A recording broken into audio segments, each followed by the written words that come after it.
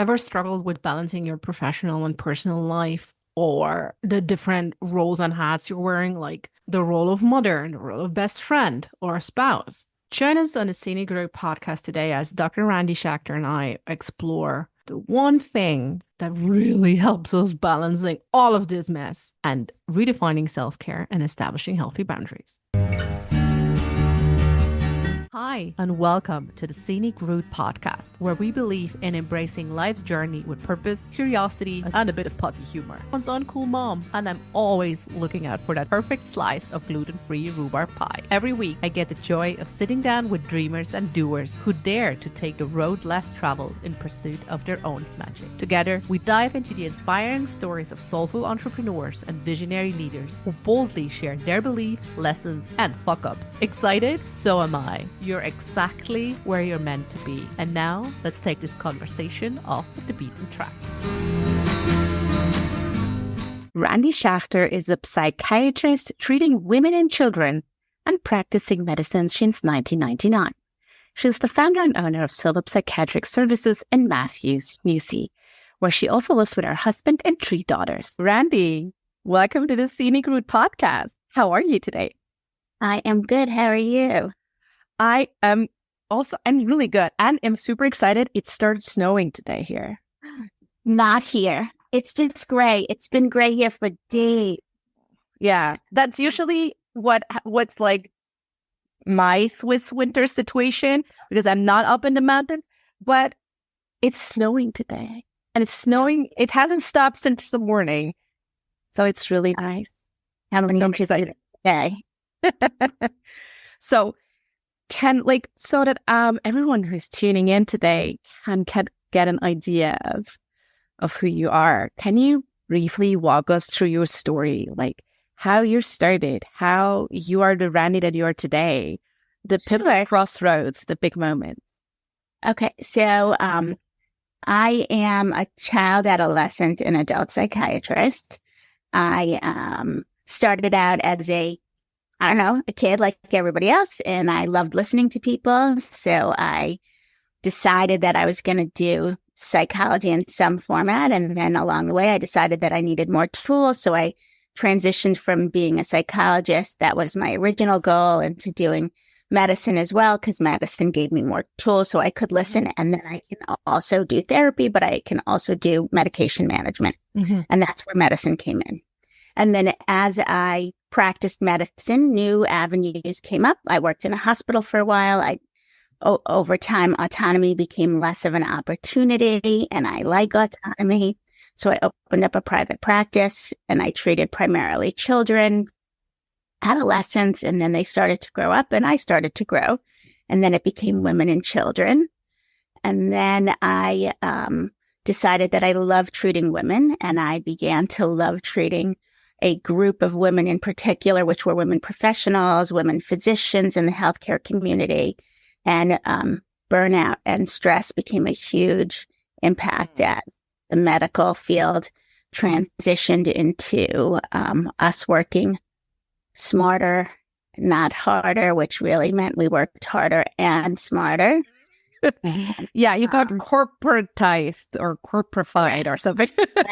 Like for patients and all kinds of buzzwords that corporate medicine came in. And administrators increased in numbers drastically, but the number of clinicians did not. And if you look at the increase trajectory, I think across the globe, that you will see that they continue to increase while the number of actually on staff takers, not. Yet the number of patients increased. So especially like now, still in a pandemic, especially here, children hospitals are bad. And so bad. Self-preservationally, I left corporate medicine and opened up a private practice so that I could maintain the boundaries that I felt were good for me and good for my patients. And then eventually I felt like as I watched some of my colleagues implode or on the verge of imploding, I felt like it made sense to help apply or teach them how to apply some of those skills. And so I opened up a second business that helps them learn how to find de-stress techniques, how to create some kind of balance for their life, because we've got one. And if we don't figure out how to enjoy it and live it and be it, then you're kind of spending it working, sleeping, and, going through the motions. And that just seems kind of lame. Thank you so much for bringing up balance. Like, I feel there's so much wellnessy written about balance that I feel we overcomplicate what balance means. Right. What does having balance in your life mean to you? How do you find balance? I think it's like making sure you get enough sleep, making sure you have enough fun, making sure there's enough time for the people that you care about, time to be creative and find meaning in the things that you do, that you have enough time to earn the money that you need to enjoy the things that you need to pay your bills. Those are the kind of balances. So it's like meaning, joy, sleep, self-care, nutrition. There are basic needs. There are purposeful needs. There are joyful needs. There are work needs, intellectual needs, right? Those all kind of need to be balanced in some way. And sure, it's nice to go get your nails done, but that's not really self-care. That's a little bit groovy indulgence. But self-care is kind of making sure that you're feeling a sense of purpose, a sense of integration, a sense of social, personal, that you're taking care of your body in some way. And no one's perfect at all of that stuff, right? Yeah, it's not about scoring 100% in every category, right? Correct. It's just moving towards or trying to be more mindful. Correct. Right. Yeah. Some may be better at some than others, right? So, yeah. And I mean, I know it for myself. Like, there are seasons where it's easier to me. Like, self-care comes easier. I know when I'm like sleep deprived because my son has been sleeping bad, or I have trouble managing my pain. Like, I'm not eating as well. It's not a constant, right? It fluctuates. Yeah. I love what you said, and I think it's such an important distinction about like getting your nails done. Like, yes, it can be self-care, but we tend to have a super, let's call it superficial idea of self-care that's tied to consumerism, whereas to kind of almost deflect of what real self-care means in terms of like, yes, we have sleeping enough, but that's the easier, like I'd say the healthy types of self-care that are easier, right? Like, okay, correct, food, sleep, water. But like those are often forgotten, especially with physicians. Like, they often work so hard that they don't even get up to pee. Some of them are like, I'm not drinking a lot of water during the day because it means I have to take a pee break, and I'm back to back with patients. So they're really denying themselves self-care. And somehow or other, they should basically tell their nurse assistant, I need you to make me take a break because I'm not going to do it for myself. Like, that would be a boundary that they need to, if they can't create it for themselves, then they need to ask for help. Meanwhile, they're more than capable of saying it for someone else, right? So they would be easy to tell someone, I will advocate you have for to drink more water. I'm not good at advocating for myself. So sometimes you tell them, make believe you're somebody else, talk to yourself as if you're somebody else, and give yourself permission, because otherwise they're not giving themselves permission, right? So sometimes we have to trick ourselves.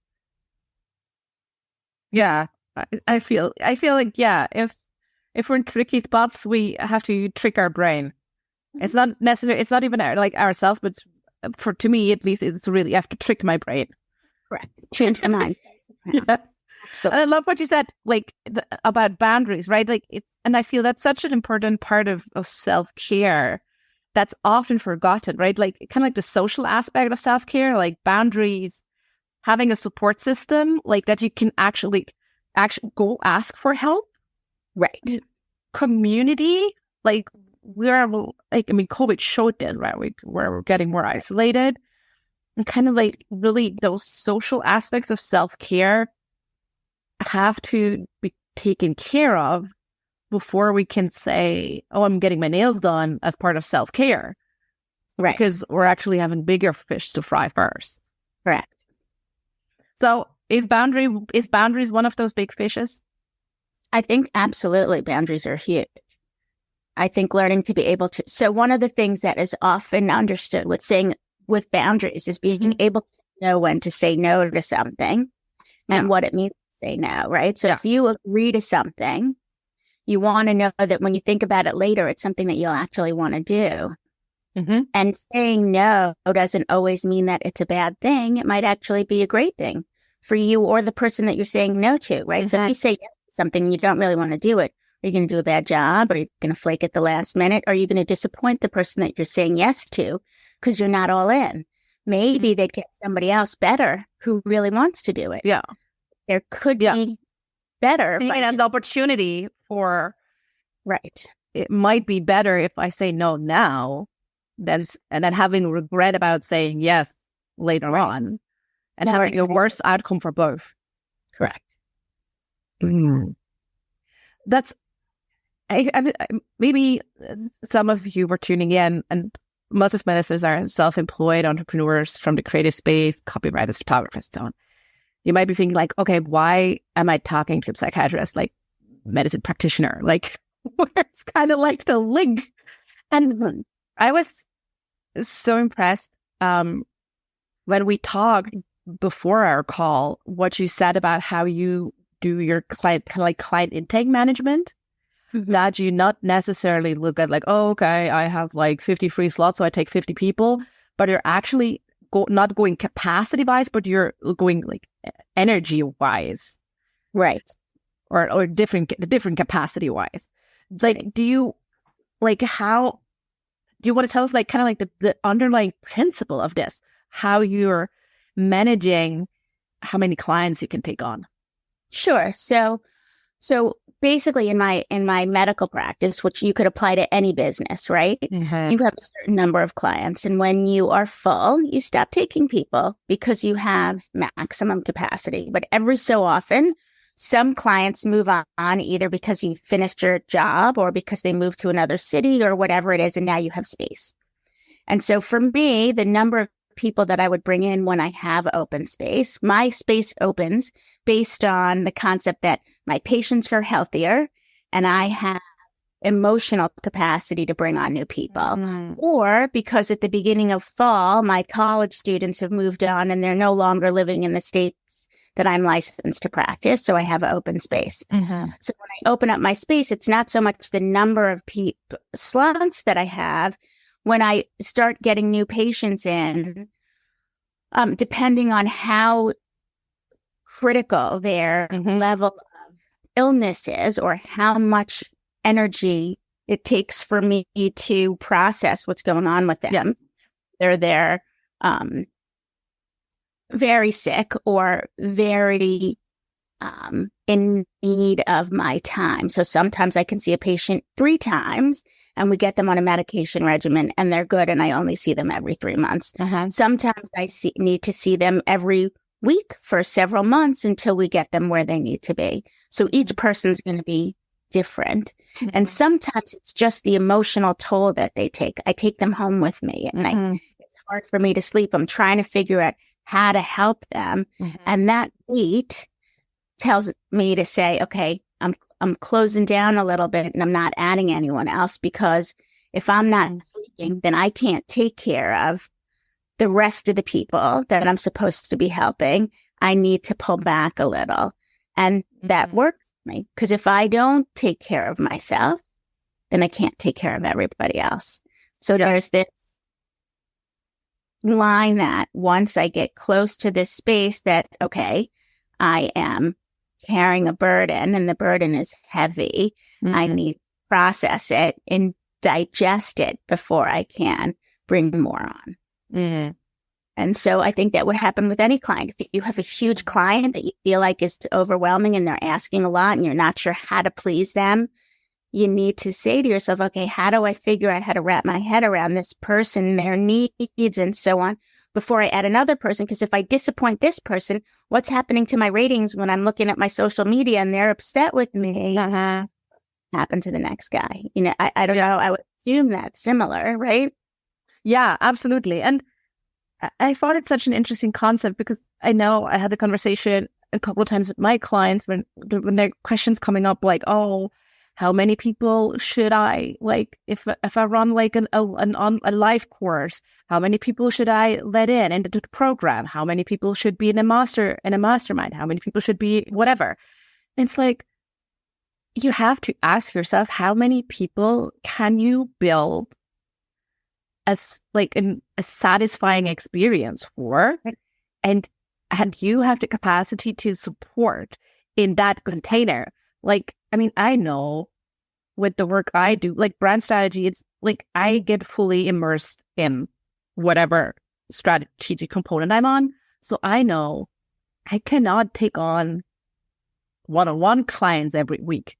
Like, that's not possible for me. It's like, no.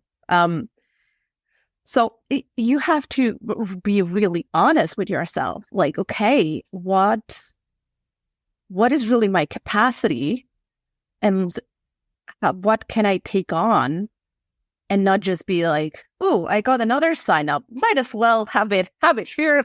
But good money, and be more mindful of, really protecting yourself, as well as the experience of the quality of the people in, right? And especially in your case, the quality of care, right? Which is critical. I mean, I said that before. I'm always like, kind of like when my clients are like super scared of like doing something, I'm like, if you don't post it on Instagram, no one's gonna die. Like, so we cannot use this in your case. So I'm like, but it's really how to navigate. I kind of like have two main kind of questions for you. And I will start off with the one. And you said like you're taking clients home with you mentally, right? Like you think about, okay, how can I improve this person? How can I improve their life quality? How can I help them? And I always like, I had conversations similar where I had like coaches tell me like, oh, kind of like you have to bottle that in a container and leave it when you leave your office, right? Like kind of like boundaries, blah, blah. And I'm like, yeah, sure, it can work for some people, but I don't know. Sometimes when I wash my hair, I have like a brilliant idea and I'm like, oh, okay. It's more fluid. Sure.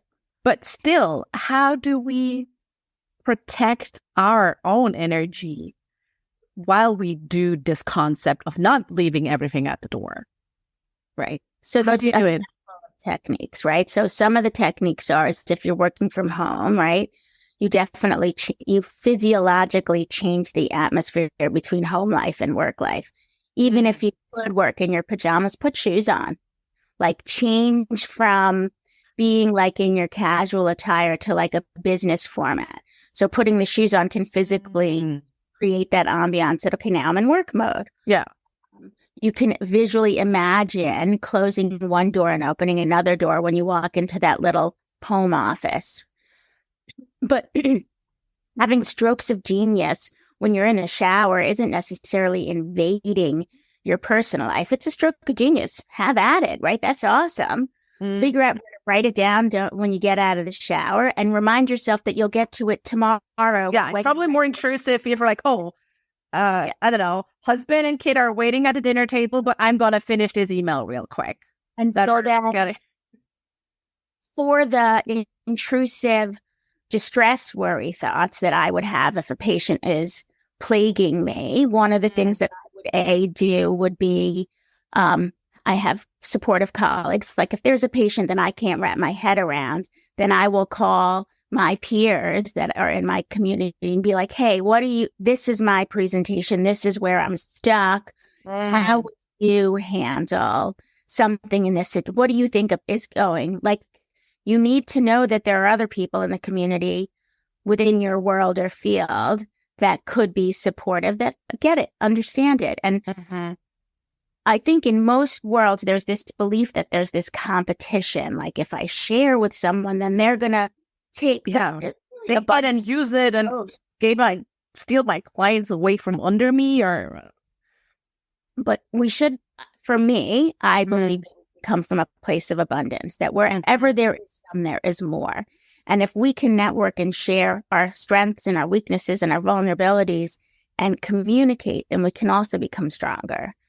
So in any industry, there should be a healthy level of competition, but a huge level of collaboration. So if you can build each other up together and open each other's networks to other people, then you're making it better. So yeah, collectively, right? Like everyone, that's the saying, right? Like rising tide lifts every boat. It's literally that, right? Like if you put collaboration higher than competition, right, you just have so many more opportunities. And I don't know, if it's the middle of the night and I can't call them and it's not getting out of my head, then I'll try to meditate. Going inwards is usually the way forward. As cheesy as it sounds. Just make that up. It's once wonder. But it's really like, and I do some of those things. Like I have a morning begin of work song that I kind of have to kind of like go into to the groove, and I have kind of like the ritual, like a ritual I do. Like I clean up my desk before I leave, right? Like so I just know, okay, I put everything away and like, okay, checking out. Perfect. Exactly. Yeah, like little things like that. And I never really thought about this way. Like it's something that, I don't know, came natural. It built up naturally like this, but never thought it as like, but that's actually what I'm doing. So thank you so much for highlighting that. And how do we go about those clients who are very, like every now and then, I'm curious if you feel the same, but every now and then I have clients. I generally love all my clients. Like I otherwise I probably would not work with them if I feel they're not great humans. And every now and then I'm like really getting close with someone. Kind of like, let's meet for drinks, go vacation together, like all the things. I'm up for it. And I love them dearly. And I have to be very, very mindful that it's not their intention, but I'm kind of like letting them become little energy vampires. And they're not doing it, like it's not their intention, but it's just, I'm using kind of like way too much energy on them than what is good for me. So I guess let's start with two different things. Yeah. Energy is spent being their friend, or their energy is spent that now that they're your friend, they're inserting business questions during the friendship. Well,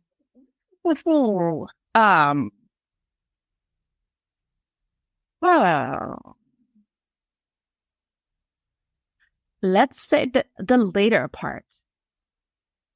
So business questions during the friendship. Then as that friendship evolves, what might need to happen is that you set the boundaries of business happens during business time, friendship happens during friendship time. Mm-hmm. So like, for example,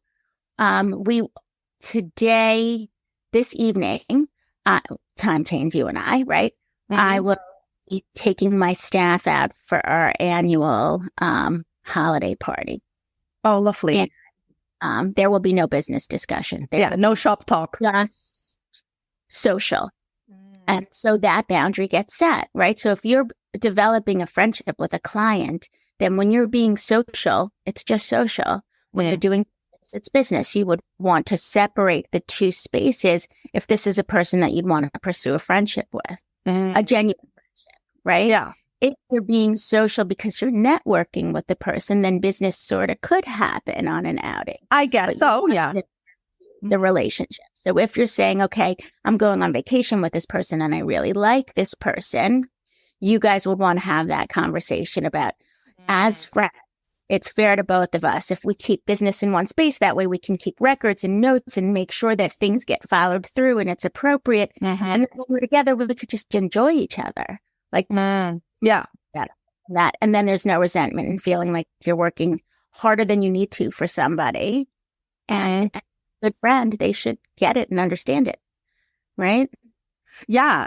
I'm not worried that they wouldn't get it, right? It's just something that creeps in and you're like, you realize like, oh, what am I doing? Wait, no. It's, I don't know. Or at least to me, it's, there are moments it sneaks up on you, I think. Yeah. That's really, I feel that's really, I've liked how you put that. And that's probably where like the medical professionality comes in, right? For us in the creative space, it's almost blurry, I feel, but it's really that, like, let's create accountability where we have records, we have notes, we can follow through, we have a consistency. I really like that. And I feel it's a great benefit for us in a creative space to be like, hey, let's actually be mindful of that. Not to say we cannot be professional without it, but it just makes it a lot easier. Right, but so to have someone's hard conversations. Someone's paying you for your time. You're obviously educated. It takes energy and brain power to do whatever it is that you're doing. Why do you want to do that when you're hanging out on vacation? That's not vacation. That's not fair. So be like, come on, let's go have a drink. And I can't do that when I'm drinking. So let's wait till we're back. Or I can do it better when I'm drinking. Who knows? That's again where creative space. Oh, like, okay, maybe the whole copywriting comes a little bit easier if you're kidding. But yeah, no, I really like the point of fairness that you've raised, right? Like we often, especially as entrepreneurs, we're always kind of like looking, oh, what is fair? Like for them, right? Like, are they getting a good deal with working with me? Are they getting the appropriate care? What is fair? But we hardly ever apply this really and fully to ourselves. And I just also got like, oh yeah. And then like mom component, like, oh, okay, fair. Ooh. What is fair? Ooh.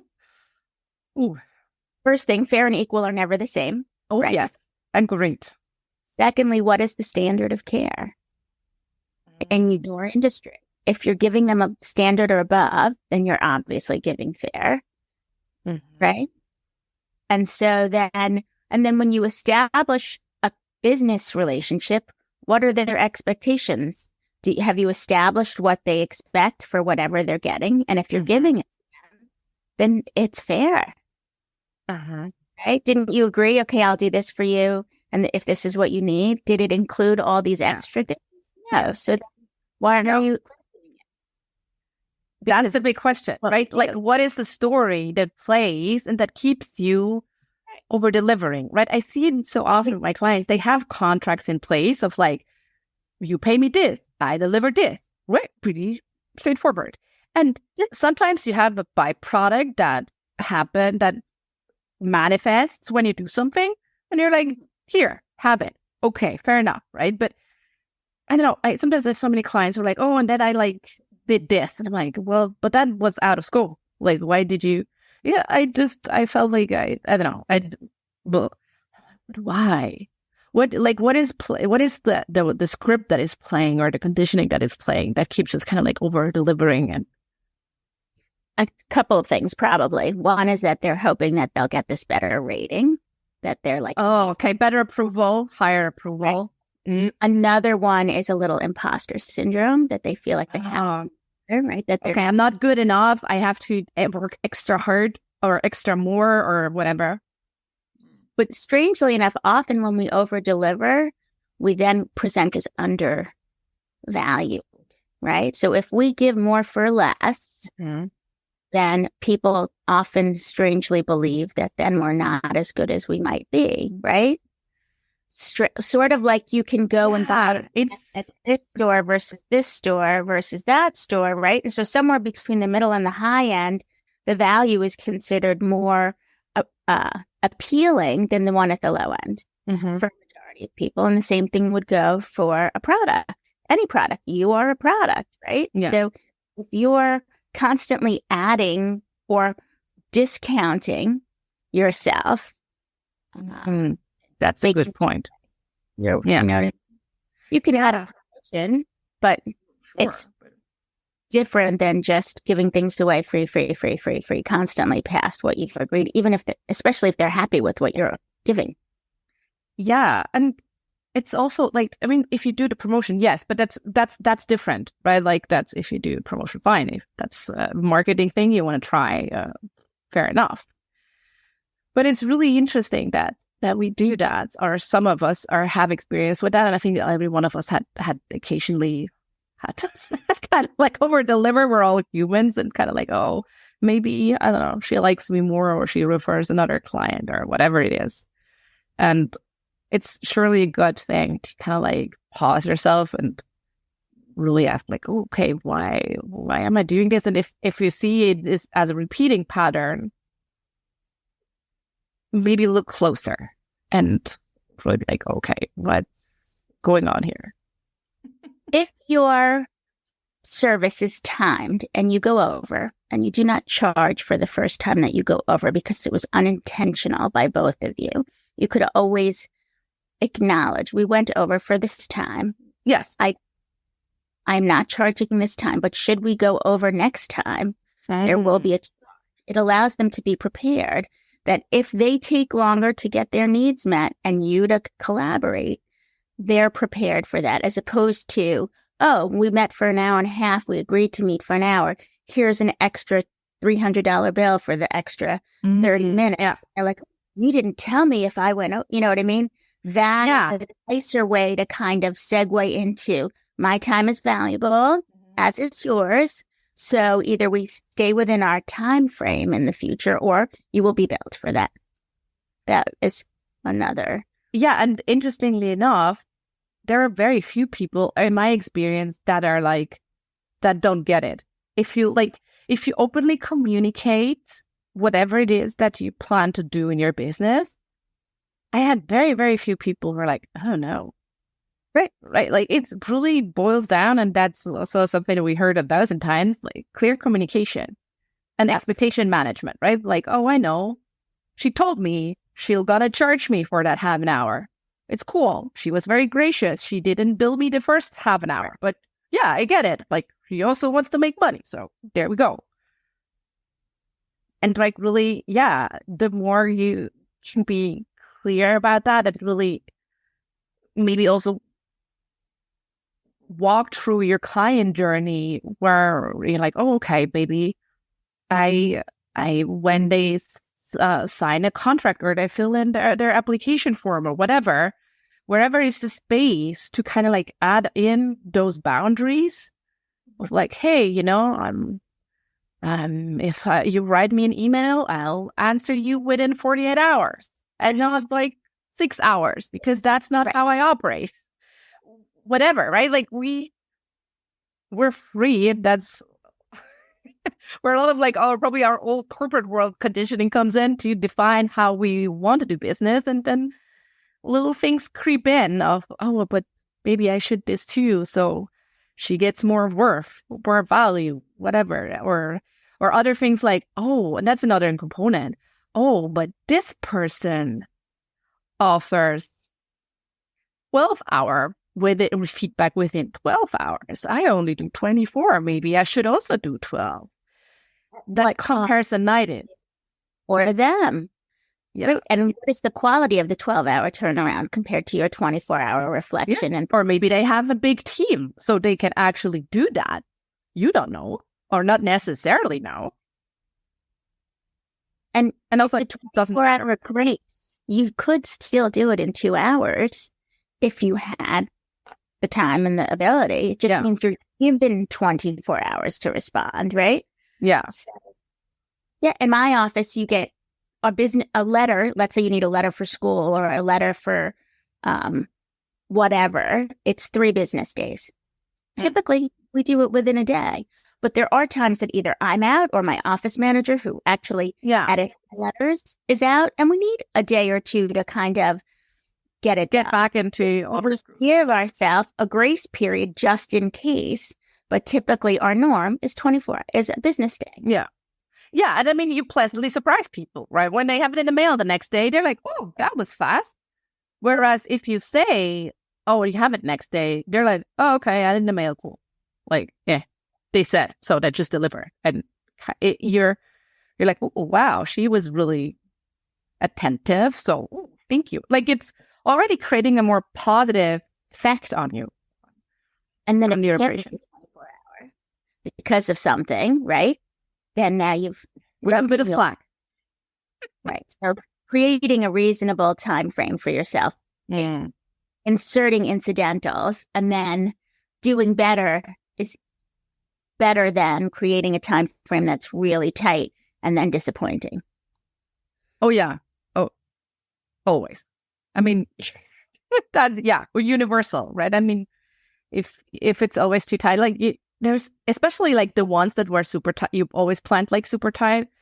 I remember like when I was at university and like I was like, oh, I still have time to hand in that paper.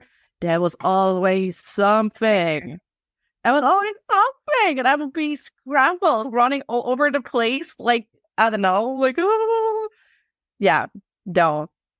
I gladly can say I matured from this. I matured. I'm no longer doing that. But I learned it the hard way. So, but I guess that's fine. Like we're all coming, I don't know, again, meeting in different situations and just trying our best.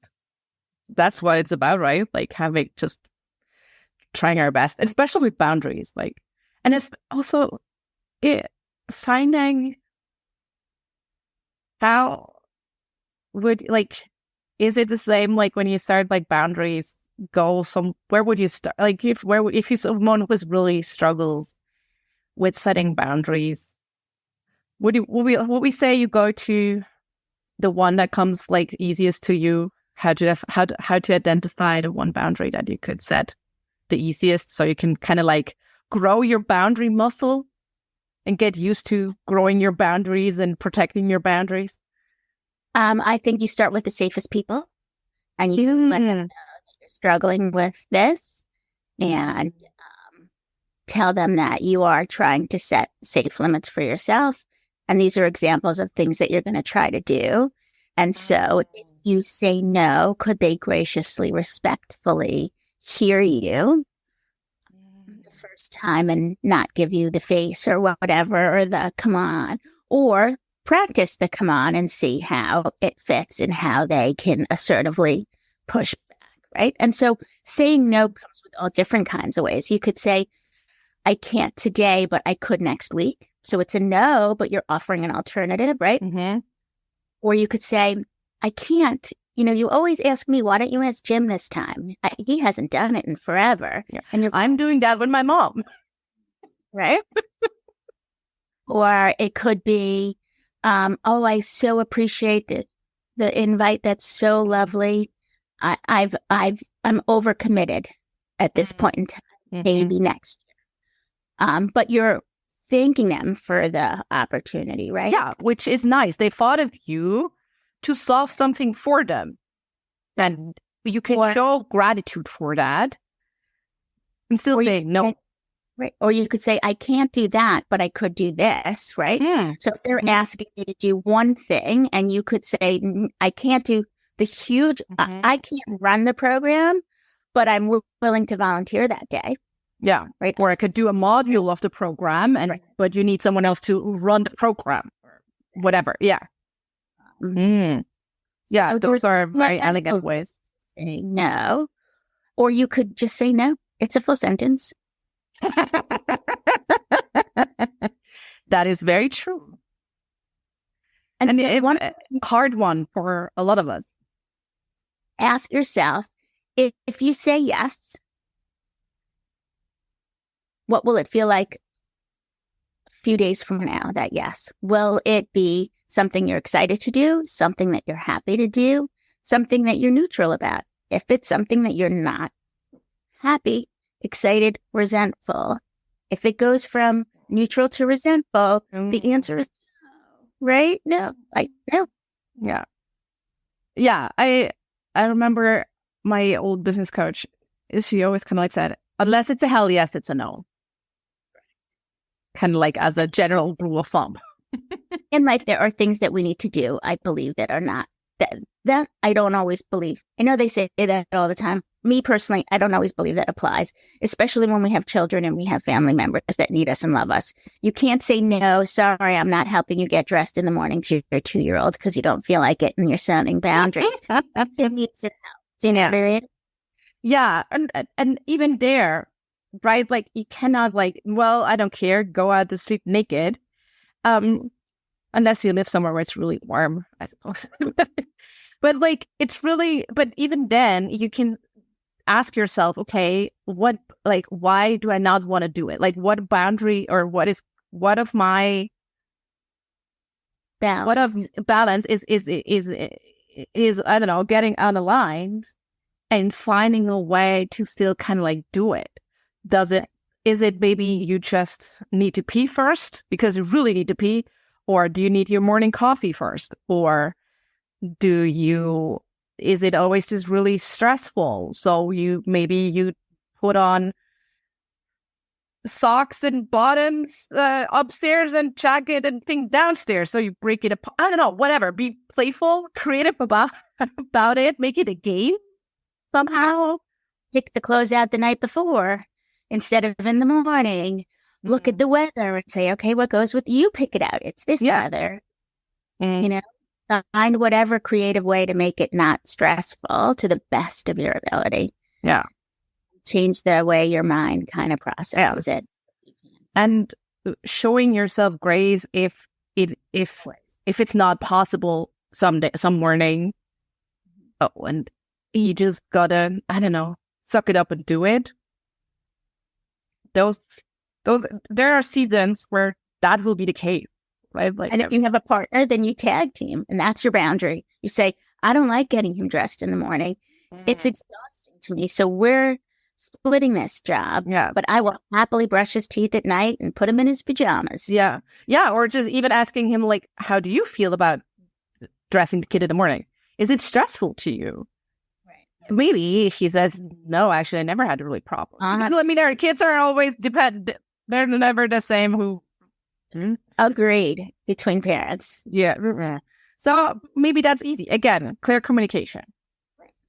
Exactly. Oh, I love this. These were some really good, very practical tips on how to set boundaries and how to graciously getting out of situations that we do not want to get into, and how we can say something else than just no. Although no, as we agree, we learned no is a full sentence, and it's totally okay to just say no. Hey, Randie, thank you so much for taking the time to talk to me on the Scenic Route podcast. Before I let you go, like let listeners know, where can people find you? Are you on social media? Where do you hang out? Sure. So I have an Instagram account. I think it's silver.spaces. And then I'm on Facebook. I think it's Shrinky Potter, or vice versa. So Shrinky Potter, because I am a shrink and I'm a potter. So we talked about balance and creativity. So I do pottery. That's my I love it. grounding technique. And so I have a website, silverspaces.org. That's where I run my women's groups and retreats to help women find balance and address stress and burnout. So those are the places to find me. Perfect. And shrink because I'm petite. You can't tell that on here. So it's like a double. That's true. Yeah, weird. That got missed. And one last question before I let you go. What book are you currently reading?